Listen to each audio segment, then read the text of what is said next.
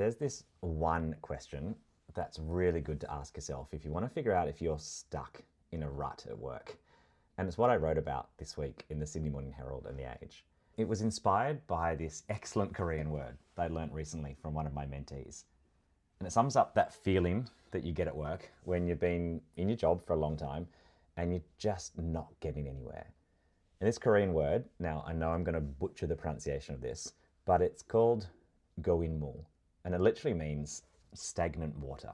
It was originally coined to describe a gamer who'd been playing the same video game for so long that they were pretty good at it, but they were just kind of like pretty much stuck metaphorically in the same spot.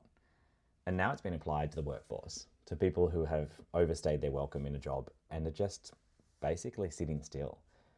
So if this sounds like you, then there's one question that you can ask to determine if it really is. And that question is, when was the last time that you learnt something genuinely new at work?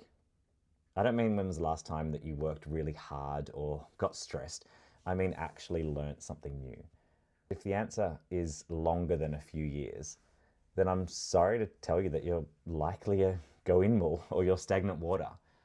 And to change this up, there's 3 things you can do. The first one is to notice it, to just drop the shame. It's a natural place to be. There's nothing wrong with it, especially if you've given a lot to a business. The second tip is to stretch your role as much as you can. So ask for new jobs, new projects, new clients.